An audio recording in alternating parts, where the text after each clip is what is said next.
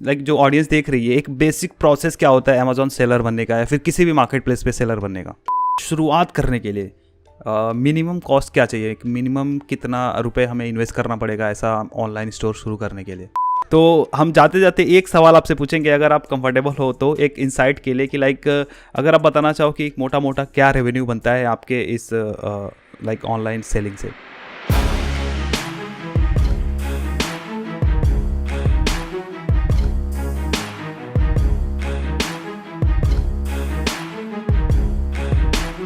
नमस्ते दोस्तों, स्वागत है आपका एक और शानदार वीडियो में। दोस्तों आज हमारे साथ एक ऐसे स्पेशल गेस्ट हैं जो अमेजोन पे सेलर हैं, साथ ही साथ उनका एक यूट्यूब चैनल है जहां पर लोगों को सिखाते हैं कि कैसे आप अपना अमेजोन पे स्टोर ओपन कर सकते हैं और पैसे बना सकते हैं। अर्जुन जी, स्वागत है हमारे चैनल पर। धन्यवाद सतीश जी, आपका बहुत बहुत धन्यवाद मुझे यहाँ पे इनवाइट करने के लिए। ओके, तो एक छोटा सा इंट्रोडक्शन दे दीजिए मेरी ऑडियंस को अपने बारे में कि आप क्या करते हैं। सतीश जी, मैं ऑनलाइन सेलिंग करता हूँ। काफ़ी सारे प्रोडक्ट्स हैं मेरे पास में, काफ़ी कैटेगरीज़ में, जो मल्टीपल मार्केट प्लेस पे मैं सेल कर रहा हूँ और अपनी वेबसाइट के थ्रू भी सेल करता हूँ। साथ में यूट्यूब पे मेरा एक चैनल है सेलर स्टोरी करके, जहाँ पे मैं जो भी नए ऑनलाइन सेलर बनना चाहते हैं या फिर जो नए ऑनलाइन सेलर्स हैं तो वो कैसे उनको हेल्प हो पाए, इसके लिए मैं जो है वो कंटेंट बनाता हूँ। जो भी मेरी नॉलेज है, जो भी मैंने सीखा है इतने सालों में, वो एक्सपीरियंस जो है वो अपना चैनल के थ्रू मैं शेयर करता रहता हूँ। तो आपकी ये जर्नी कब शुरू हुई थी? लाइक ऑनलाइन बिजनेस का शुरुआत आप कब किया था आपने और कैसे हुई थी? लगभग 6 साल मान के चलो, अप्रोक्सीमेट 6 या 7 साल पहले मैंने ऑनलाइन सेलिंग की शुरुआत की थी। ऑनलाइन सेलिंग की शुरुआत नहीं की थी मैंने, बिज़नेस की शुरुआत की थी मैंने। ऑफलाइन रिटेल शॉप जो है वो स्टार्ट की थी, जहाँ पे मैं लैपटॉप एक्सेसरीज़ और कंप्यूटर एक्सेसरीज जो है वो सेल करता था। पर क्या हुआ कि बजट लिमिटेड था, तो मेरे पास में इतना ज़्यादा स्टॉक नहीं था और जो एक्सपेक्टेशंस थी मेरी, एक होता ना नए बिज़नेस को लेके कि भाई जब हम शुरू करेंगे तो बढ़िया चलेगा और सब कुछ अच्छा हो जाएगा, वैसा हुआ नहीं। तो जब सेल एक्सपेक्टेशंस के अकॉर्डिंग नहीं आई तो फिर मेरे को लगा कि क्या किया जाए। तो फिर धीरे धीरे मैंने क्या है कि जो प्रोडक्ट्स थे उनको ऑनलाइन डालना शुरू किया, क्विकर पे, ओएलएक्स पे, और भी जो जैसे जस्ट डायल हो गया, वहाँ पे भी मैंने अपने शॉप की लिस्टिंग की। तो वहाँ से जो भी कॉल्स आते थे वहाँ से फिर मैंने धीरे धीरे डिलीवरी करना शुरू किया। मैं खुद ही करता था शुरू में, प्रोडक्ट्स लेके जाता था, कस्टमर को डिलीवर करता था। फिर वहाँ से धीरे धीरे आइडिया आया मुझे कि भाई अपना स्टोर बनाना चाहिए। फिर मुझे अमेज़ोन के बारे में पता चला कि भाई अमेज़ोन पे हम सेल कर सकते हैं। तो ऐसे ये जर्नी जो है वो शुरू हुई। ओके, तो अभी आप बेस्ड कहाँ से हैं, मतलब कहाँ पे रहते हैं आप? मैं अभी अहमदाबाद में रहता हूँ, वैसे मैं राजस्थान से हूँ। अच्छा, आप राजस्थान से अहमदाबाद में हैं। तो हाँ जी। गुजरात आने के बाद आपको लाइक बिजनेस का कीड़ा आया कि पहले से ही बिजनेस का कीड़ा था? वो शुरू से ही था, जब मतलब स्कूल टाइम से ही ऐसा था कि भाई बिज़नेस ही करना है। एक होता है ना कि भाई बड़े होके क्या करना है, क्या बनना है, तो ऐसे बिज़नेस का माइंड में रहता था कि नहीं, खुद का काम करना है, खुद का बिज़नेस करना, चाहे कैसा भी हो लेकिन खुद का करना है कुछ। तो शुरुआत में आपने किस तरह के प्रोडक्ट अपने अमेजोन पे लिस्ट किए थे? शुरुआत में जैसे मैंने लैपटॉप एक्सेसरीज़ और कंप्यूटर एक्सेसरीज़ और वो सारे प्रोडक्ट्स जो है वो ही सेल करने शुरू किए थे। अच्छा, ओके। उसके बाद में क्या हुआ कि वो सारे प्रोडक्ट्स जो है वो ब्रांडेड प्रोडक्ट्स थे मोस्टली। तो धीरे धीरे कंपटीशन शुरू हो गया उनके अंदर, पहले नहीं था इतना, बाद में धीरे धीरे कंपटीशन शुरू हो गया, तो सर्वाइव करना बहुत मुश्किल हो गया। तो उसके बाद में फिर मैंने सोचा कि भाई मल्टीपल कैटेगरीज़ में डील करते हैं। तो अभी तो मैं लगभग कम से कम 6 से 7 कैटेगरीज़ में, या फिर कैटेगरीज़ आप मानो ही ना, मतलब कि बहुत सारी कैटेगरीज़ है जिनमें मैं डील करता हूँ। अलग अलग टाइप के नए नए प्रोडक्ट्स जो है वो आते रहते हैं। ओके। तो एक लाइक जो ऑडियंस देख रही है, एक बेसिक प्रोसेस क्या होता है अमेजोन सेलर बनने का या फिर किसी भी मार्केट प्लेस पे सेलर बनने का? देखो, बहुत सिंपल प्रोसेस है, कोई भी रॉकेट साइंस नहीं है इसके अंदर। हमें सिंपली जिस भी मार्केट प्लेस पे हम सेलर बनना चाहते हैं, हमें वहाँ पे जाना होता है। वहीं पे एक सेल का ऑप्शन रहता है, जैसे सेल ऑन अमेजोन पे जाएंगे तो सेल ऑन अमेजोन का ऑप्शन मिलेगा, फ्लिपकार्ट पे जाएंगे तो सेल ऑन फ्लिपकार्ट का ऑप्शन मिलेगा। वहाँ पे हमें एज ए सेलर जो है वो रजिस्टर करना होता है। कुछ एक बेसिक रिक्वायरमेंट होती है, जैसे अपना आईडी प्रूफ, पैन कार्ड वगैरह डालना पड़ता है हमें। उसके अलावा जो जीएसटी नंबर है वो मैंडेटरी है, वो हमें वहाँ पे देना होता है। जीएसटी भी लेना पड़ता है? हाँ, जीएसटी नंबर इसके लिए लेना पड़ता है। और जीएसटी नंबर डालने के बाद में जो भी कैंसिल चेक वो मांगते हैं, या फिर अपनी बैंक की इन्फॉर्मेशन मांगते हैं, बैंक अकाउंट नंबर वगैरह, जहाँ पे अपनी जो पेमेंट्स है वो आएगी। तो वो सारी चीज़ें हमें डालनी होती है। एक बार हम सेलर बन जाते हैं, उसके बाद में हम उसके ऊपर प्रोडक्ट लिस्ट करके जो है वो सेल कर सकते हैं। ओके, तो मान लीजिए आप सेलर बन के रजिस्टर कर लिया, अब वहाँ पर आपने प्रोडक्ट लिस्ट कर दिया। अब कस्टमर के पास प्रोडक्ट शो हो रहा है, कोई भी कस्टमर जा रहा है अमेजोन पे या फिर फ्लिपकार्ट पे उसने ऑर्डर किया, अब इसके बाद का प्रोसेस क्या होता है, जो बैकएंड में क्या प्रोसेस होता है? बैक एंड में मैं बताता हूँ। देखिए बैक एंड में क्या होता है कि जैसे मान लीजिए मैंने अमेजोन पे अपना प्रोडक्ट लिस्ट कर दिया कुछ भी, हाँ कस्टमर को उस प्रोडक्ट की नीड है या फिर कस्टमर ऑनलाइन देखता है, उसको सर्च करता है, उसको मेरा प्रोडक्ट जो है वो वहाँ पे दिखा देता है।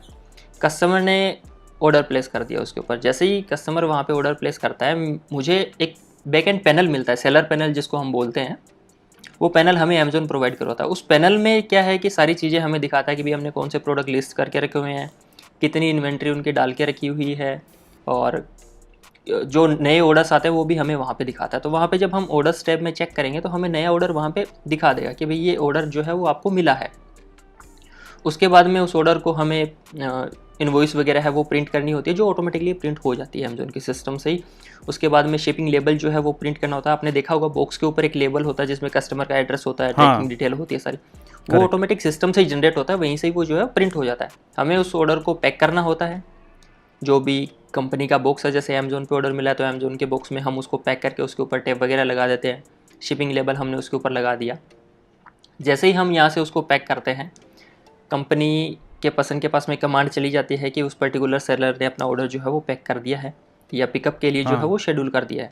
वहाँ से पर्सन आते हैं, हमारे यहाँ से जितने भी ऑर्डर रहते हैं दिन के, चाहे हमने 10 पैक किए, 20 पैक किए या 1000 पैक किए, वो सारे ऑर्डर जो है वो पिकअप करके लेके चले जाते हैं। ये सिंपल सा प्रोसेस रहता है। और ये जो पैकेजिंग के लिए जो बॉक्स है और जो टेप है, ये कंपनी प्रोवाइड करती है या फिर आप सेलर को ही खरीदना पड़ता है? ये सेलर को ही परचेज करना पड़ता है। कंपनी आपको बता देती है वेंडर्स के बारे में, कंपनी के कुछ वेंडर्स है, वहाँ से हम जो वो परचेज कर सकते हैं। और हम चाहें तो ऑनलाइन भी परचेज कर सकते हैं। इवन अमेजोन पे ही अमेजोन का पैकेजिंग मटेरियल मिल रहा है, फ्लिपकार्ट पे भी फ्लिपकार्ट का पैकेजिंग मटेरियल जो है वो मिलता है। ओके, तो एक सवाल मेरा यहाँ पर आता है, हम जैसे मैं एक कंज्यूमर के थॉट प्रोसेस से मैं बात कर रहा हूँ, लाइक एक कस्टमर के थॉट प्रोसेस से, मैं सेलर के पॉइंट ऑफ व्यू से नहीं बात कर रहा हूँ। एग्जांपल के लिए मान लीजिए मैं ऑफलाइन या किसी मॉल में मैं कोई प्रोडक्ट खरीद रहा हूँ, तो वहाँ पर जब हम बिल पे करते हैं तो बोलते हैं कि सर इसके साथ बैग भी लेंगे क्या? बैग का अलग से 15 रुपये कॉस्ट है। हाँ, ठीक है, वो हमसे बैग का भी कॉस्ट लेते हैं, अगर हम नहीं लेंगे तो हाथ में कैसे लेके जाएंगे, बराबर। वहीं पर आप लोग इतने बढ़िया से पैकेजिंग करके देते हो एक बॉक्स में, प्लस टेप मार के काफ़ी अच्छे से, और वो जो कॉस्ट होता है सेलर के ही, लाइक सेलर ही उसका कॉस्ट भरता है, कस्टमर से नहीं लिया जा रहा है, क्योंकि कस्टमर उतना ही पे कर रहा है। आई थिंक ऑफलाइन भी वही प्राइस होता है उस प्रोडक्ट का, अगर हम ऑफलाइन ले जाते हैं, इवन ऑफलाइन तो ज़्यादा ही होता है।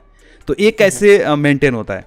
ये चीज़ें देखो मेंटेन करनी पड़ती है, सीधी सी बात है, प्रॉफिट में ही हमें मेंटेन करना पड़ेगा। या तो हमारा प्रॉफिट जो है वो कम मान के चलना पड़ेगा, कि जैसे मान लीजिए कि 50 रुपये अगर मैं कमाता हूँ तो मुझे यहाँ पे सोचना पड़ेगा कि भाई 50 रुपये के अंदर मुझे पैकेजिंग के कॉस्ट भी देनी है, जो प्रिंट हुआ है उस जो पेपर लग रहे हैं उनकी कॉस्ट भी देनी है, उसके साथ में जो मैन पावर यहाँ पे काम करनी है उनकी भी कॉस्ट देनी है, प्लस जो कंपनी का कमीशन है वो भी देना है।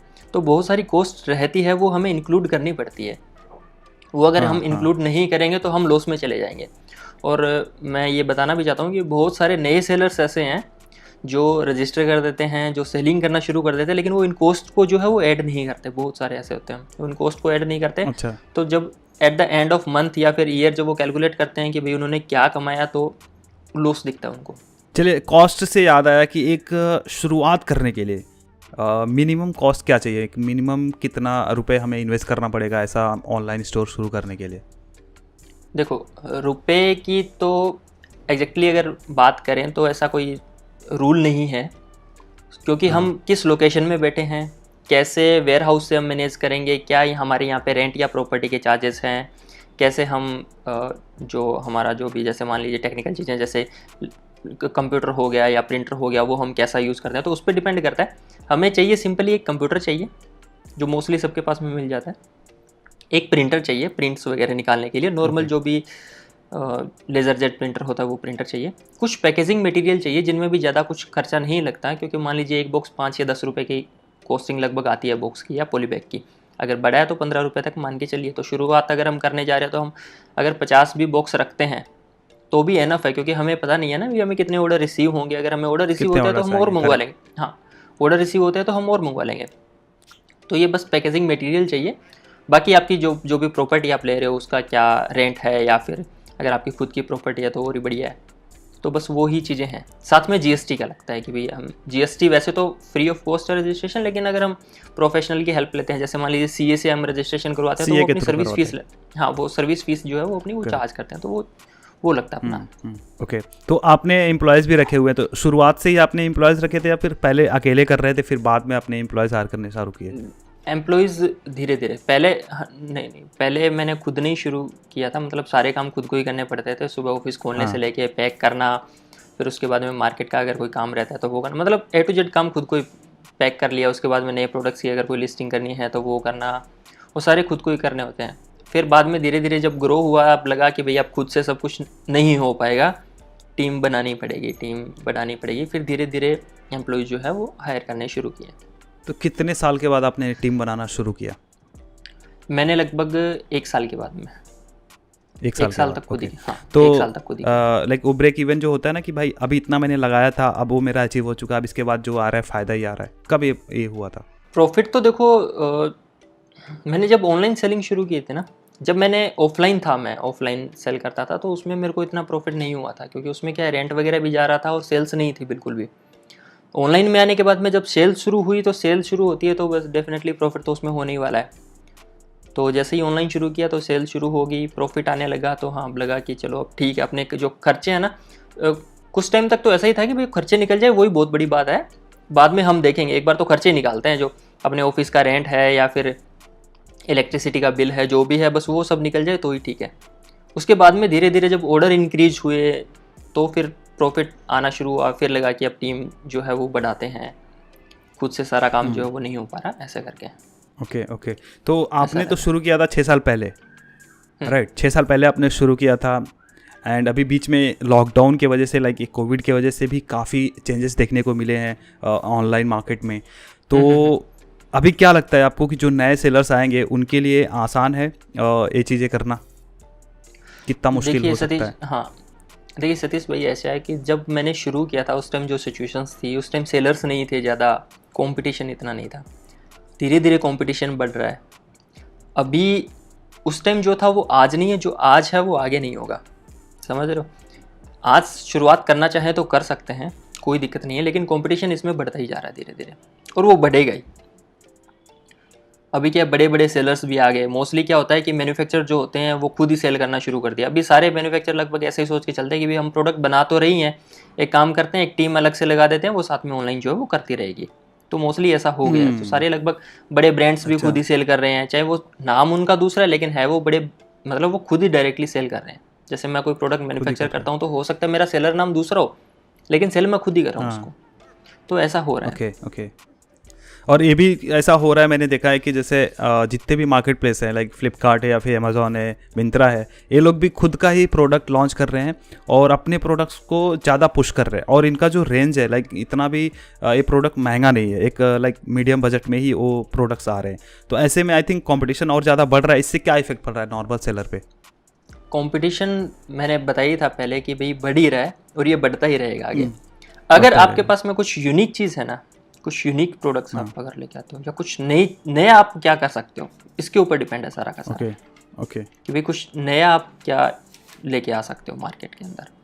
और एग्जांपल अगर कुछ कंपटीशन ज़्यादा है तो पॉसिबिलिटीज़ भी इनफाइनाइट है। मतलब एग्जांपल, मैं एक एग्जांपल बताऊं तो वो फेयर नहीं होगा, क्योंकि बहुत सारी ऐसी चीज़ें, इवन मेरी रीच में भी ऐसी बहुत सारी चीज़ें नहीं हैं जो मेरी रीच में है। मतलब ऐसा भी नहीं है कि भाई मेरी रीच में सारी चीज़ें, वो तो बहुत सारी चीज़ें ऐसी है जो हम सेल करना चाहिए। कुछ भी सेल करते हो आप, अपने आसपास जो चीज़ें देख रहे हो ना, आप उनमें ही ढूंढ के निकाल के लेके आ सकते हो। या आप एक बार अगर ऐसे देखें ना कि भाई मेरे को किस चीज़ की ज़रूरत है, और वो चीज़ हम ऑनलाइन देखें तो बहुत सारी चीज़ें ऐसी नहीं मिलती, हमें ऑनलाइन भी नहीं मिलती वो। तो वो चीज़ हम अगर सेल करें तो नहीं मिलती, वो चीज़ अगर हम सेल करें तो उसमें है अपॉर्चुनिटी। नया आप क्या लेके आ सकते हो। ओके। और जैसे शुरुआत में ही मैंने बोला कि कई बार हम देखते हैं कि जैसे मान लीजिए मुझे लैपटॉप खरीदना है, इवन ये रियल बात है, मैं अपना मैकबुक खरीदने के लिए गया था तो ऑफलाइन गया था, इवन ऑफिशियल स्टोर पे भी गया था, तो वहाँ पे 2,40,000 रुपये का बता रहे थे, और ऑनलाइन मुझे लाइक 195,000 में मिल रहा था अमेज़ॉन पे। तो इतना बड़ा डिफरेंस था, और प्लस उसके बाद भी ऑफ़र ये था कि अगर आप स्पेशल कोई बैंक का क्रेडिट कार्ड या फिर डेबिट कार्ड यूज़ करते हैं तो आपको इतने % डिस्काउंट में मिल जाएगा। तो इतना बड़ा डिफरेंस देखने को मिलता है, ऐसा क्यों है? देखो, सबकी अपनी अपनी बिजनेस स्ट्रेटजीज होती हैं। कई बार क्या होता है कि मान लीजिए मेरा नया प्रोडक्ट है, ठीक है, या मैं नया सेलर हूँ और मुझे अपना हाँ नाम बनाना है या फिर मुझे अपने कस्टमर्स जोड़ने हैं, तो मैं उस प्रोडक्ट को हाँ डिस्काउंट पे भी दूंगा।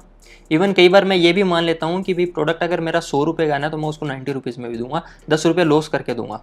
वो इसलिए दूंगा ताकि कोई बात नहीं, आज मैंने नहीं कमाया, लेकिन एक बार जब कस्टमर मेरे से जुड़ जाएगा तो वो दोबारा मेरे को पैसे देके जाएगा। हाँ गेटिंग?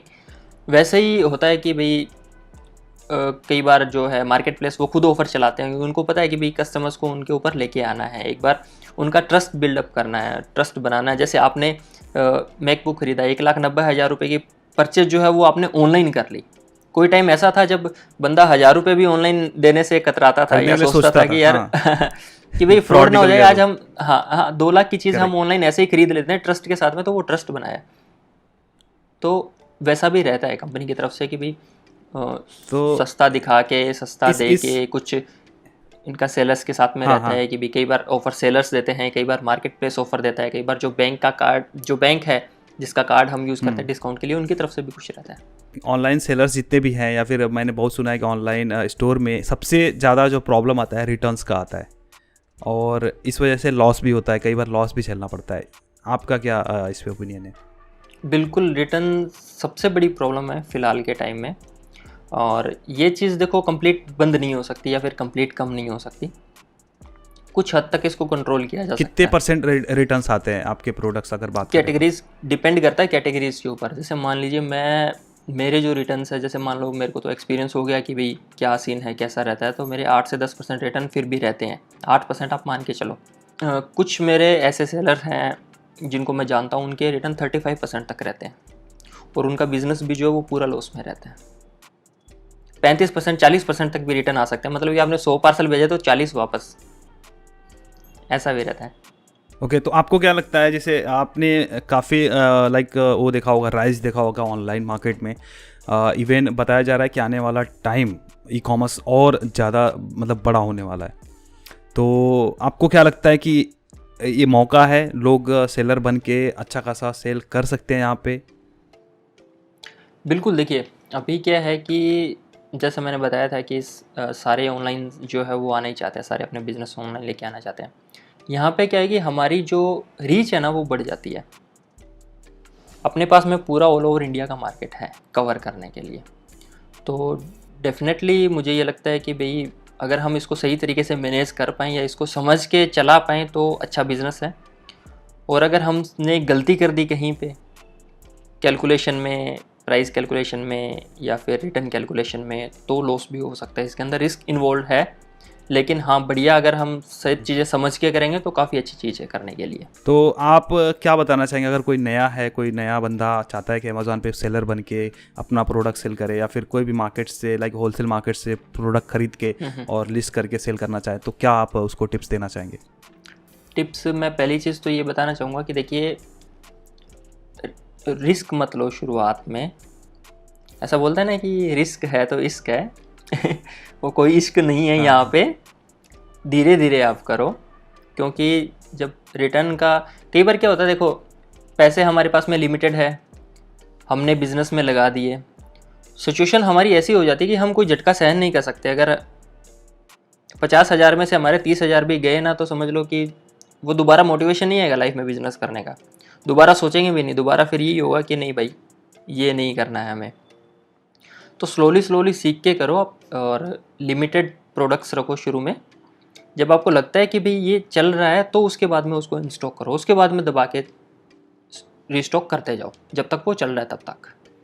चले, एक और सवाल है कि खुद का ई कॉमर्स साइट ओपन करे या फिर मार्केट प्लेस पे ही सेल करे?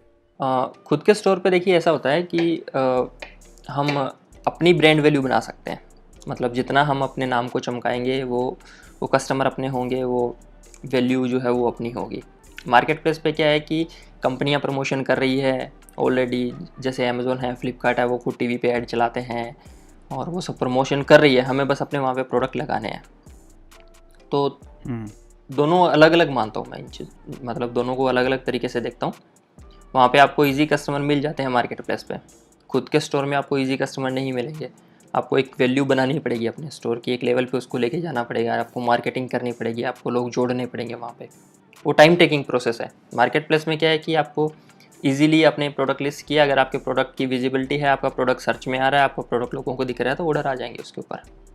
पहले दिन से भी ऑर्डर आने शुरू हो सकते हैं, लेकिन अपने स्टोर पे ऐसा नहीं होता कि भी पहले दिन से ऑर्डर आने शुरू हो गए।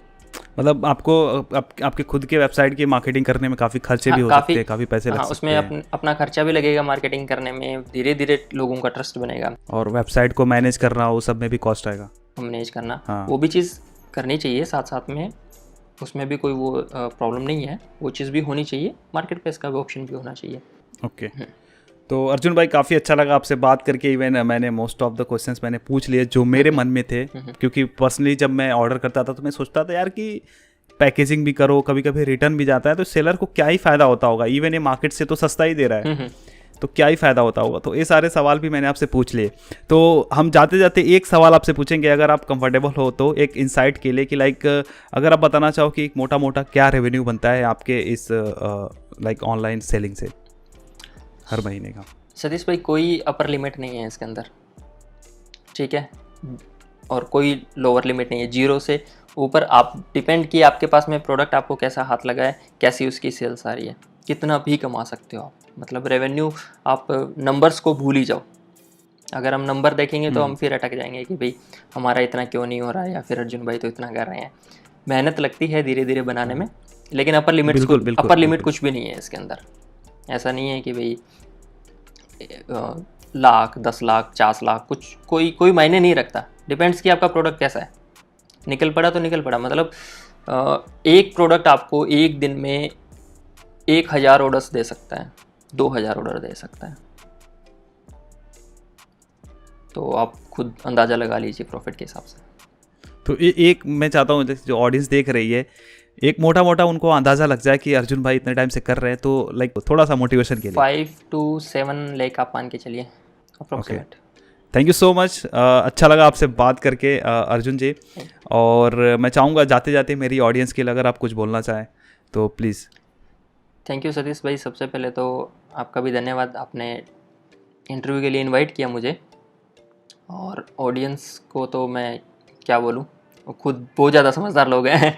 मैं देखता हूँ कमेंट्स में तो कई चीज़ें मुझे भी बता देते हैं कि सर ये चीज़ ऐसे भी हो सकती है, या फिर ऐसे नए नए आइडियाज़ बताते हैं कमेंट सेक्शन में कि सर ये, मतलब कुछ ना कुछ इनोवेटिव लेके आते रहते हैं। तो कई चीज़ें हमें ऑडियंस से भी सीखने को मिलती है। बाकी काफ़ी अच्छा कंटेंट जो है वो आप भी प्रोवाइड करवा रहे हैं, और बस थैंक यू, ऑडियंस को भी थैंक यू बोलना चाहूँगा देखने के लिए, जुड़े रहने के लिए।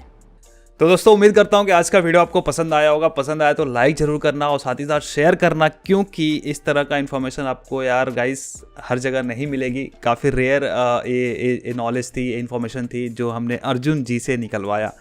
तो जैसा भी लगा आप कमेंट में बताना, और पहली बार आ रहे हो तो चैनल को सब्सक्राइब जरूर कर लेना, क्योंकि मैं यहाँ पर ऐसे ही ऑनलाइन पैसे कमाने के बारे में और तरह तरह के इंस्पायरिंग लोगों से मिलवाता रहता हूँ। तो दोस्तों फिलहाल के लिए इस वीडियो में इतना ही, मिलते हैं किसी और धमाकेदार वीडियो में। तब तक के लिए आप जहाँ भी रहो मचाते रहो।